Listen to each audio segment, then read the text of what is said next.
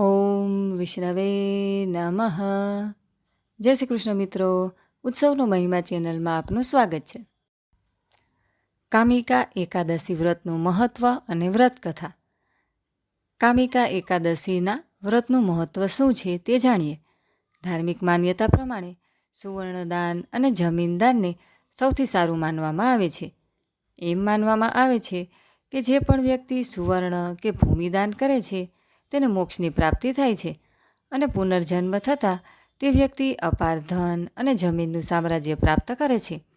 કથા મુજબ વાત એવી છે કે ગરીબ વ્યક્તિ આ પુણ્યને કેવી રીતે પ્રાપ્ત કરી શકે, કારણ કે તેની પાસે જમીન ન હોય જેથી તે ભૂમિ દાન કરી શકે અને તેની પાસે ઘરેણાં પણ ન હોય જેથી તે સુવર્ણ દાન કરી શકે. પૌરાણિક ગ્રંથો મુજબ પદ્મપુરાણમાં કહેવામાં આવ્યું છે કે જો કોઈ પણ વ્યક્તિ કામિકા એકાદશીનું વ્રત કરીને ભાવપૂર્વક ભગવાન વિષ્ણુની આરાધના કરે તો વ્યક્તિને સંપૂર્ણ પૃથ્વી દાન કરવા જેવું પુણ્ય ફળ પ્રાપ્ત થાય છે. કામિકા એકાદશીની વ્રત કથા સાંભળવા માત્રથી વાજપેયી યજ્ઞનું ફળ મળે છે. કામિકા એકાદશીની વ્રત કથા આ મુજબ છે. શ્રીમદ ભાગવત પુરાણ મુજબ એકવાર ભગવાન શ્રી કૃષ્ણે યુધિષ્ઠિરને કહ્યું કે જે ફળ વાજપેયી યજ્ઞ કરવાથી પ્રાપ્ત થાય છે એ જ ફળ કામિકા એકાદશીનું વ્રત કરવાથી પ્રાપ્ત થાય છે.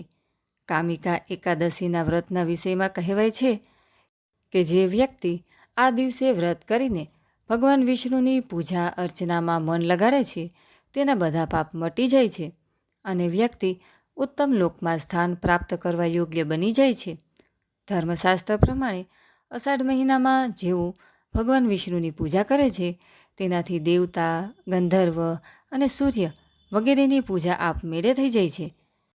કામિકા એકાદશીના વ્રતનો મહિમા સ્વયં ભગવાન બ્રહ્માજીએ નારદને બતાવ્યો હતો કે કામિકા એકાદશી વ્રતથી જીવ કુયોનીને પ્રાપ્ત નથી થતો.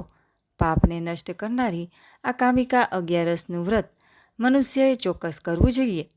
કુંતીપુત્ર ધર્મરાજ યુધિષ્ઠિર બોલ્યા, હે ભગવાન, મેં દેવસૈની એકાદશીનું વર્ણન સાંભળ્યું.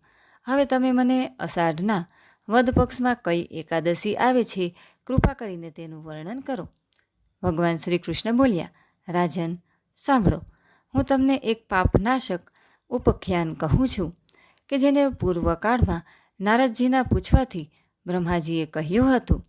નારદજીએ પ્રશ્ન કર્યો કે હે કમલાસન, હું આપની પાસેથી આ સાંભળવા ઈચ્છું છું કે અષાઢના કૃષ્ણ પક્ષમાં જે એકાદશી આવે છે તે કઈ છે? પ્રભુ, તે બધું મને કહો. બ્રહ્માજીએ કહ્યું, નારદ સાંભળો, હું સંપૂર્ણ લોકોના હિતની ઈચ્છાથી તમારા પ્રશ્નોનો ઉત્તર આપી રહ્યો છું. અષાઢ માસના કૃષ્ણ પક્ષમાં જે એકાદશી આવે છે એનું નામ કામિકા છે. એના વ્રત કથાના શ્રવણ માત્રથી વાજપેયી યજ્ઞનું ફળ મળે છે. આ દિવસે શ્રી હરિ વિષ્ણુનું પૂજન કરવું જોઈએ. ભગવાન શ્રી કૃષ્ણના પૂજનથી જે ફળ મળે છે એ ઘણું દુર્લભ પુણ્ય છે. જે સમુદ્ર અને વન સહિત સમગ્ર પૃથ્વીનું દાન કરે છે અને જે કામિકા એકાદશીનું વ્રત કરે છે એ બંનેને સમાન ફળ મળે છે. માટે પાપભીરુ મનુષ્યે યથાશક્તિ પૂરો પ્રયત્ન કરીને કામિકા એકાદશીના દિવસે શ્રીહરિનું પૂજન કરવું જોઈએ. જે પાપરૂપી કીચડથી ભરેલ સંસાર સાગરમાં ડૂબી રહ્યા છે એમનો ઉદ્ધાર કરવા માટે કામિકા એકાદશીનું વ્રત સૌથી ઉત્તમ છે. અધ્યાત્મ વિદ્યા પરાયણ પુરુષો જે ફળની પ્રાપ્તિ થાય છે એના કરતાં પણ વધારે ફળની પ્રાપ્તિ આ વ્રત કરવાથી થાય છે. કામિકા એકાદશીનું વ્રત કરનાર મનુષ્ય રાત્રે જાગરણ કરીને ક્યારેય ભયંકર યમદૂતના દર્શન નથી કરતો અને ક્યારેય દુર્ગતિમાં પણ નથી પડતો. લાલમણિય, મોતી, સુવર્ણ વગેરે દ્વારા પૂજિત થઈને વિષ્ણુ એટલા સંતુષ્ટ નથી થતા કે જેટલા તુલસીદળ દ્વારા પૂજિત થવાથી સંતુષ્ટ થાય છે.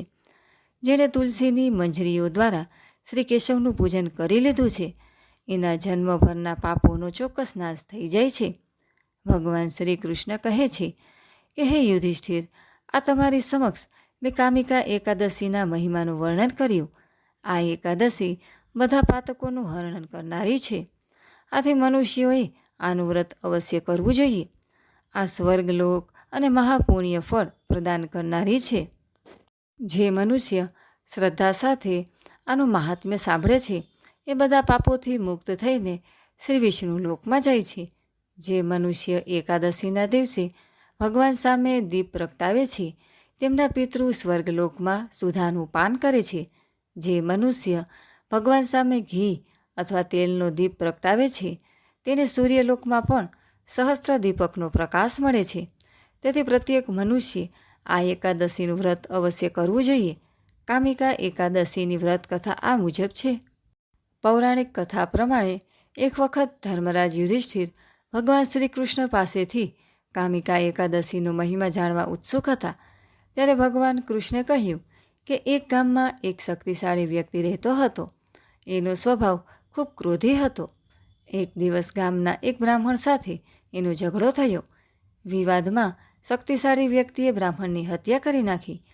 બ્રહ્મ હત્યાના દોષને લીધે ગામના બધા માણસોએ એનો સામાજિક બહિષ્કાર કર્યો. સમાજમાંથી બહિષ્કાર મેળવીને તે ખૂબ દુઃખી થયો. એક ઋષિ પાસે જઈ તે વ્યક્તિએ આ દોષમાંથી મુક્ત થવા માટેનો ઉપાય પૂછ્યો. ઋષિએ કહ્યું કે તારે બ્રહ્મ હત્યાના પાપથી પ્રાયશ્ચિત કરવા માટે કામિકા એકાદશીનું વ્રત કરવું જોઈએ. અષાઢ માસના વદ પક્ષમાં આવતી કામિકા એકાદશીના દિવસે વિષ્ણુની પૂજા, દાન કરો, બ્રહ્મભોજન કરાવો.